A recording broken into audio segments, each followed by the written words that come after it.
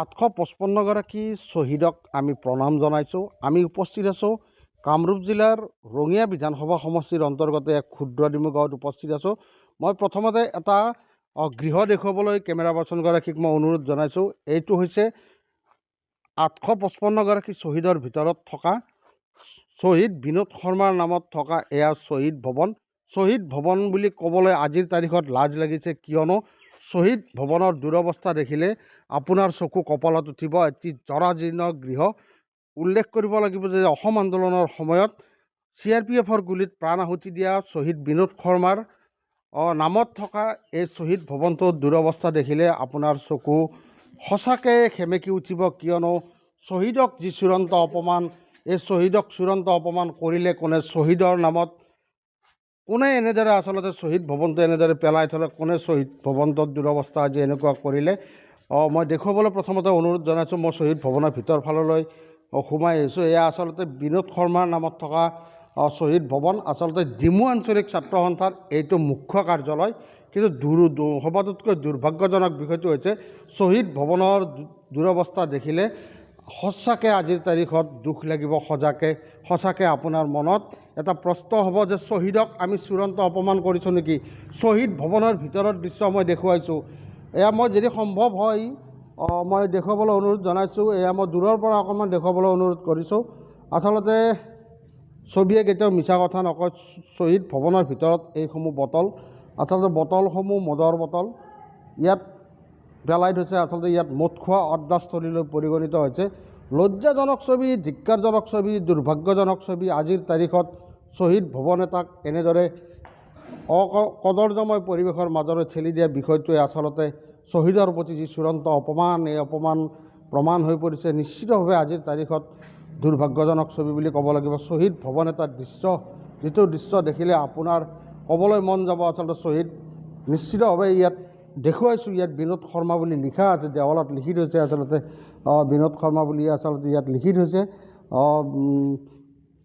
এক উন্নত মানৰ এক প্ৰেক্ষাগৃহলৈ ৰূপান্তৰিত হ'ব লাগিছিল, কিন্তু দুৰ্ভাগ্যজনক ছবি। কাৰ দৃষ্টি আজিলৈকে ইয়াত পৰা নাই সেয়া সময়ে ক'ব। কিন্তু আজিৰ তাৰিখত যি যিহেতু আজি শ্বহীদ দিৱসৰ দিনা এনেকুৱা এক দুৰ্ভাগ্যজনক ছবি প্ৰকট হৈ উঠিছে। মই দেখুৱাইছোঁ আচলতে এয়া টেণ্ট হাউচৰ কিছু সামগ্ৰী ইয়াত পৰি আছে। এক প্ৰকাৰ টেণ্ট হাউচৰ ভাড়া ঘৰলৈ পৰিগণিত হৈছে। টেণ্ট হাউচে ইয়াত ব্যৱহাৰ কৰিছে সামগ্ৰীসমূহ। মদৰ আড্ডাস্থলীলৈ পৰিগণিত হৈছে। গোহালি সদৃশ পৰিৱেশ হৈছে। স্থানীয় যি লোক আছে, লোকসকলৰ পৰা আমি কিছু কথা পাতিম। আচলতে এনেকুৱা অৱস্থা। মই ভাইটিগৰাকীক লগ পাইছোঁ, স্থানীয় ভাইটিগৰাকী। আজি শ্বহীদ দিৱস, ঘৰটোৰ অৱস্থা কি কওকচোন বাৰু। ঘৰটোৰ অৱস্থা বিশেষ ক'বলৈ একো নাই বাৰু। এইটো আমাৰ ক্ষুদ্ৰডিমু গাঁৱৰ কাৰণে খুবেই গৌৰৱৰ কথা, কাৰণ আমাৰ সকলোৰে শ্ৰদ্ধাৰ বিনোদ শৰ্মা সকলোৱে গম পায়। তেখেতে আমাৰ শ্বহীদ আন্দোলনৰ সময়ত প্ৰাণ আহুতি দিছে। আমি তেখেত য'তে আছে আমি অন্তৰৰ আত্মসদ্গতি কামনা কৰিছোঁ।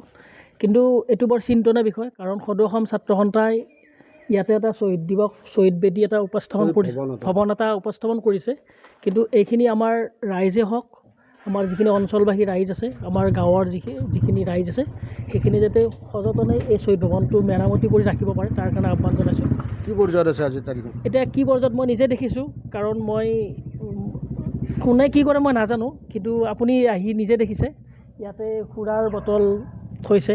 এইবিলাক একচুৱেলি শোভা নাপায়, এইটো কৰিব নালাগে। কাৰণ যিহেতু এটা শ্বহীদ ভৱন, এইটো আমি ভালকৈ ৰাখিব লাগে, যাতে এতিয়া বৰ্তমান এইটো বিশ্বজুৰি চাব এই নিউজটো সকলোৱে গম পাব যে ইয়াতে কি হৈ আছে। শ্বহীদবিদক আমি অসন্মান কৰাৰ নিচিনা হৈছে, শ্বহীদক অপমান কৰিছোঁ। সেইখিনি আচলতে ইয়াত ধুনীয়া প্ৰেক্ষাগৃহ হ'ব লাগে বা ধুনীয়া এটা লাইব্ৰেৰী হ'ব লাগে। বিভিন্ন যিহেতু বনোৱাই আছে, কাৰ হেমাহিৰ বাবে আচলতে এনেদৰে পৰি ৰৈছে। এইটো হয়, মানে এইটো ক'ব মই নাজানো বাৰু কাৰ হেমাহিত হৈছে। কিন্তু আৰু এটা কথা আছে, হেমাহিটো ছাত্ৰ সন্থাৰো ভুল আছে। কাৰণ তেখেতসকলে এইপিনে যিকেইজন ছাত্ৰ সন্থা কৰি আছে, তেখেতসকল সদায় ইপিনে অহা যোৱা কৰে তেখেতসকলে এবাৰ চাই পেলাই ৰুমটো মেৰামতি কৰিব লাগে। আমাৰ ৰাইজৰো দায়িত্ব এটা আছে, ৰাইজেও কৰিব লাগে। কিন্তু আমি নকৰিলে কৰিম কি, উপায় নাই, সেইটোৱে। টেণ্ট হাউচৰ মাল সামগ্ৰী ইয়াত এইটো ভুল হৈছে, ডেফিনেটলি ভুল। কাৰণ এইটো গৰু সোমাই কিবা সোমাই, এইটো ডেফিনেটলি ভুল। কাৰণ এইটো ৰাইজৰ বস্তু, ৰাইজৰ বস্তু না, ৰাইজৰ বস্তু ৰাইজৰ হিচাপত থাকিব লাগে, এইটো ব্যক্তিগত হ'ব নালাগে কাৰো, সেইটোৱে। আজিৰ তাৰিখত গোহালি বুলি ক'লেও ভুল নহয়। এই ডেফিনেটলি এইটো আপুনি দেখি আছে, চাওক না এই গৰু গোবৰ এইবিলাক খুৰাৰ বটল কি ক'ব, সেইটোৱে এইটো ভুল হৈছে। লজ্জাজনক ছবি, ধিক্কাৰজনক ছবি, কিমান ধিক্কাৰ দিম, কাক ধিক্কাৰ দিম, সেয়া ডাঙৰ কথা। কিয়নো ধিক্কাৰ দিমনো কাক, ধিক্কাৰ দিলেনো হ'ব কি? কাৰণ কিয় 855গৰাকীৰ কেঁচা তেজৰ বিনিময়ত অসম আন্দোলন আচলতে অসম আন্দোলন হৈছিল। 855গৰাকী শ্বহীদে নিজৰ প্ৰাণ বিসৰ্জন দিছিল। সেই শ্বহীদ পৰিয়ালসকলৰ মনৰ যি দুৰ্দশা এতিয়াও গুচা নাই, মনৰ যি বেদনা, সেই বেদনা এতিয়াও সমাপ্ত হোৱা নাই। কিন্তু এই শ্বহীদসকলৰ নামত যি ঘৰ এটি আমি দেখিছোঁ, এয়া শ্বহীদ বিনোদ শৰ্মা যি প্ৰেক্ষাগৃহ বা শ্বহীদ বিনোদ শৰ্মাৰ নামত থকা এই গৃহটোত দুৰৱস্থাই সঁচাকৈ লজ্জান্বিত কৰিছে। আশু নেতৃবৃন্দক দোষাৰোপ কৰিছে স্থানীয় ৰাইজে। কিয়নো কলা পেণ্ট, বগা চাৰ্ট, দামী বিলাসী গাড়ী লৈ তেওঁলোকে অসমৰ জাতিৰ হকে শ্বহীদৰ নাম লৈ তেওঁলোকে ঘূৰি ফুৰে। শ্বহীদসকলক প্ৰাপ্য দিয়াৰ বাবে তেওঁলোকে দিনে নিশাই কষ্ট কৰে বুলি দাবী কৰে। কিন্তু বাস্তৱ ছবি এইখন। আচলতে শ্বহীদ পৰিয়াল বা শ্বহীদ ভৱনৰ প্ৰতি আশু নেতৃত্বৰ দায়িত্ব কিমান, সেয়া এই প্ৰতিবেদন চাই তেওঁলোকে আজি প্ৰতিক্ৰিয়া প্ৰকাশ কৰিব বুলি আমি আশা ৰাখিছোঁ। আৰু এটা কথা উল্লেখ কৰিছোঁ যে সদৌ অসম ছাত্ৰ সন্থাৰ মজিয়াৰ পৰা গৈ কলা পেণ্ট, বগা চাৰ্ট পৰিধান কৰি পিছত গৈ ৰাজনৈতিক দলত আসন গ্ৰহণ কৰা সদৌ অসম ছাত্ৰ সন্থাৰ দৰে পবিত্ৰ মজিয়াৰ পৰা গৈ অসমৰ মুখ্যমন্ত্ৰী হোৱা অসমৰ কেইবাগৰাকীও মন্ত্ৰীয়ে আশুৰ বেনাৰ লৈ তেওঁলোকে শ্বহীদৰ নাম লৈ, শ্বহীদৰ কেঁচা তেজৰ নাম লৈ তেওঁলোকে অসমৰ ৰাইজৰ মন জিনি জনপ্ৰতিনিধি হৈছে। কিন্তু দুৰ্ভাগ্যজনক ছবি, লজ্জাজনক ছবি, ধিক্কাৰজনক ছবি বা আজিৰ তাৰিখত গৰিহণাযোগ্য ছবি তেওঁলোকে দেখা নাই নেকি? তেওঁলোকে খবৰ ৰাখিছেনে 855গৰাকী শ্বহীদৰ পৰিয়াল কেনে আছে, তেওঁলোকৰ নামত থকা যি ৰাজহুৱা অনুষ্ঠান আছে সেইসমূহ কেনে আছে, শ্বহীদ বেদীসমূহ কেনে আছে? তেওঁলোকে দিছপুৰত গৈ ৰাজপাট দখল কৰিছে, শীত-তাপ নিয়ন্ত্ৰিত কোঠাত গৈ তেওঁলোক বহিছে, বৰ্বৰ কথা কৈছে, উন্নয়নৰ কথা কৈছে। কিন্তু বাস্তৱ ছবি এইখন। আমি দেখুৱাবলৈ যত্ন কৰিছোঁ, আমি অনুৰোধ জনাইছোঁ যে আপোনালোকে অকণমান চকু মেলক, আশু নেতৃবৃন্দ আপোনালোকে অকণমান চকু মেলক। আৰু এই অঞ্চলৰ স্থানীয় ৰাইজকো অনুৰোধ কৰিছোঁ, শ্বহীদৰ নামত থকা ভৱনটোক আপোনালোকে গোহালিলৈ ৰূপান্তৰ নকৰিব। টেণ্ট হাউচৰ সামগ্ৰীৰে ভৰি পৰিছে এই যি ৰাজহুৱা যি বিনোদ শৰ্মাৰ যি এই প্ৰেক্ষাগৃহ আছে, টেণ্ট হাউচৰ সামগ্ৰীৰে ভৰি পৰিছে। আপোনালোকে এইবোৰ পৰিহাৰ কৰক, নিম্ন মানসিকতা আপোনালোকে পৰিহাৰ কৰক। কিয়নো বিনোদ শৰ্মাই নিজৰ হকে, শ্বহীদ বিনোদ শৰ্মাই নিজৰ হকে তেওঁৰ আত্মবলিদান দিয়া নাছিল, জাতিটোৰ হকে তেওঁ আত্মবলিদান দিছিল। তেওঁৰ ত্যাগৰ বিনিময় আপোনালোকে অকণমান হ'লেও স্মৰণ কৰক। হয়, মোৰ খুৰা শ্বহীদ বিনোদ শৰ্মা 1980 চনৰ 22 ডিচেম্বৰত শ্বহীদ হৈছিলে। অসম আন্দোলনৰ গণসত্যাগ্ৰহ আন্দোলন কাৰ্যসূচী ৰঙিয়াত কৰিবলৈ গৈছিল। তাত CRPFৰ গুলীত নিহত হৈছিলে।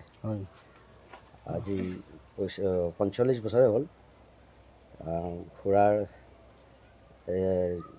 খুৰাৰ লগতে আমাৰ যিখিনি শ্বহীদ 855জন শ্বহীদ হৈছিলে, গোটেইখিনি শ্বহীদলৈ মোৰ ইয়াৰ পৰা আপোনালোকৰ চেনেলৰ জৰিয়তে আন্তৰিক শুভেচ্ছা জনাইছোঁ, প্ৰণাম জনাইছোঁ। তেখেতসকলে কিবা পালেনে চৰকাৰৰ পৰা? আচলতে বিনোদ শৰ্মাৰ নামত কিবা সংৰক্ষণ হ'ল নেকি? আমি ঠিক তেনেকুৱাকৈ একো পোৱা নাই। আজিলৈ আশা কৰিছিলোঁ যে আমাৰ শ্বহীদ খুৰাৰ নামত কিবা এটা চৰকাৰী অনুষ্ঠানৰ নামত নামকৰণ কৰিব বুলি আশা কৰি আছিলোঁ। আৰু আজিলৈ কোনো ধৰণৰ নামকৰণ, কোনো এটা চৰকাৰী অনুষ্ঠান নকৰিলে। ভাবিছিলোঁ যে কোনোবা কলেজ এখন বা স্কুল এখন বা পঞ্চায়ত এখন নাইবা আপোনাৰ ভাল ৰাস্তা এটাও যদি নামকৰণ কৰিলে হয় আমাৰ শ্বহীদ খুৰাৰ নামত, তেতিয়াহ'লে নথৈ আনন্দিত হ'লো হয়। শ্বহীদ পৰিয়াল হিচাপে শান্তি পালে হয় আৰু শ্বহীদ পৰিয়াল হিচাপে শান্তি পালোঁ হয়। যিও এটা আচলতে শ্বহীদ ভৱন আছে ক্ষুদ্ৰ ডিমত, কি অৱস্থাত আছে অকণমান কৈ দিব। এতিয়া আমাৰ যিটো এটা শ্বহীদ ভৱন আমাৰ এটা আছিলে ক্ষুদ্ৰ ডিমতে, এতিয়া শ্বহীদ ভৱন বুলি ক'বলৈ আচলতে আমাৰ শ্বহীদ পৰিয়ালে আমি আচলতে লাজবোধেই কৰোঁ। কিয় লাজ? যিটো অৱস্থা হৈছে এতিয়া তাত শ্বহীদ ভৱন বুলি ক'ব নোৱাৰি আৰু সেইটো গৰুখালিৰ নিচিনা হৈছে, গোহালি বুলি ক'ব লাগিব। তাত বাহিৰে মানুহ থকা বা মানুহ যোৱাৰ পৰিৱেশ নাই, সেইটো সংৰক্ষণ নায়েই এতিয়া। টেণ্ট হাউচৰ সামগ্ৰীও একাংশ তাতে টেণ্ট হাউচৰ সামগ্ৰীও আমি দেখা পাওঁ। ওচৰতে টেণ্ট হাউচ আছে, সেই টেণ্ট হাউচৰ আমি সামগ্ৰী দেখা পাওঁ। এতিয়া যোনে যি কৰে ইচ্ছামতে কৰি আছে আৰু আচলতে শ্বহীদজনক অপমান কৰা নহয় নেকি আপোনালোকৰ শ্বহীদ পৰিয়াল হিচাপে এতিয়া সেই কওকচোন? হিচাপে আমি এতিয়া আমাৰ শ্বহীদ পৰিয়ালৰ ফালৰ পৰা আমি সঁচাই দুখিত আৰু শ্বহীদজনক আমাৰ ক'ব লগা মানে শ্বহীদ পৰিয়াল হিচাপে ক'ব লগা নাই শ্বহীদজনক তাৰমানে তেখেতসকলে অপমান কৰিছে। চৰকাৰে কৰিছে, সৰ্বসাধাৰণ ৰাইজে কৰিছে। এতিয়া এইটো চৰকাৰৰ পৰাই আমি ক'বলৈ নাযাওঁ, কিন্তু সৰ্বসাধাৰণ আমাৰ ৰাইজে কৰা বুলি ক'ব লাগিব, কাৰণ সেইটো সংৰক্ষণ কৰি শ্বহীদ ভৱনটো সংৰক্ষণ কৰি নাৰাখিলে বৰ দুৰ্ভাগ্যজনক বৰ কথা। দুৰ্ভাগ্যজনক কথা এইটো। আৰু আমাৰ ৰাইজেও জানিব লাগিছিল এনেকুৱা শ্বহীদ এজন পোৱাটো ভাগ্যৰ কথা, কিন্তু সেই যে জাতিৰ হকে প্ৰাণ দিছে। জাতিৰ হকে প্ৰাণ দিছিল, এই প্ৰাণ দিয়া ব্যক্তি এজনৰ কথা মানে ভাবি নাচালে। একদম জৰাজীৰ্ণ অৱস্থাত আছে। আমি এতিয়া দেখিলে মইতো প্ৰথমতে গমেই পোৱা নাছিলোঁ এইটো যে আমাৰ শ্বহীদ ভৱন। আমি গম পাওঁ যে শ্বহীদ এটা আছে, কিন্তু এনেকুৱা যে পৰিৱেশ আছে এইটো গমেই পোৱা নাছিলোঁ। কেনেকুৱা পৰিৱেশ? মানে ওচৰত মানুহে গ'লে তাত গৰুৰ বাহিৰে বেলেগ একো নাই আৰু মানুহ থকা পৰিৱেশ নাই সেইটোৰ। কি কয়? গোটেই ভাঙা চিঙা মানে অৱস্থা নাইকিয়া। মদ ভাংটো মানে তাতে গ'লেতো আমি দেখাই পাওঁ, বটলৰ পৰা কি পৰি থকা চব দেখাই পাওঁ আৰু। চিৰিঞ্জো আছে নেকি? চিৰিঞ্জো দেখা পাইছোঁ বাৰু। লাজ লাগে লাজ লাগে তাৰমানে গম না এতিয়াহে আমি মানে গম পাইছোঁ আমাৰ যিটো ভৱন আমি বিয়া হোৱাৰ পিছতহে গম পাইছোঁ এইটো যে আমাৰ বিনোদ শৰ্মা ভৱন আছে। হয় হয়, মই গুৱাহাটীৰ বাৰু গম পোৱা নাছিলোঁ, আহি যে গম পাওঁ এইটো আমাৰে ভৱন আৰু ইমান বেয়া পৰিৱেশ যে আছে। আপোনালোকৰ শ্বহীদ পৰিয়ালৰ সদস্য হিচাপে দুখ লাগে এনেকুৱা পৰিৱেশ দেখিলে? অত্যন্ত দুখ লাগে আমাৰ তাৰমানে ইমান যে পৰিৱেশটো এনেকুৱা বেয়া হৈছে, বা আমাৰ পিছৰ চামৰ ল'ৰা ছোৱালীয়ে যে আমাৰ যে সেইটো আমাৰে যে শ্বহীদ ভৱন বা আমাৰ গোটেই গাঁওখনৰ যে এটা শ্বহীদৰ কিন্তু কোনে মানে সেইটো বুজি নাপালে। জাতিৰ অস্তিত্বৰ হকে আপোনাৰ খুৰাই প্ৰাণ দিছিল, সেইগৰাকী শ্বহীদৰ নামত এটা ভৱন থাকিল, সেই ভৱনটোক আচলতে কিহলৈ ৰূপান্তৰিত কৰিছে কওকচোন বাৰু? এনে কওক সাধাৰণ ৰাইজ। মানে গোহালি বুলিয়ে ক'ব লাগিব আৰু গোহালি বা মানে এইটো কোনো পৰিৱেশ নহয় আৰু সেইটো মানে কি ক'ম আৰু মানে দেখা মানুহে গম পাব, বুজি পাব। দুখ লাগে নে দেখিলে? অত্যন্ত দুখ লাগে। শ্বহীদৰ নামত আচলতে প্ৰতাৰণা কৰা নাই জানো? হয়, প্ৰতাৰণা কৰি আছে এইটো। কি ক'ব চৰকাৰক? কি অনুৰোধ জনাব? সংৰক্ষণ কৰিব লাগে, ধুনীয়া কৰি এটা সংৰক্ষণ কৰি দিয়া ভাল এটা জাকত জিলিকা ভৱন এটা সকলোৱে যেন চিনি পায়, বা আমাৰ ৰঙিয়া সমষ্টিৰ সকলো মানুহ বা অসমৰ সকলো মানুহে যেন চিনি পায়। আজি শ্বহীদ দিৱস হিচাপে মই চৰকাৰলৈ সেই অনুৰোধ কৰিছোঁ।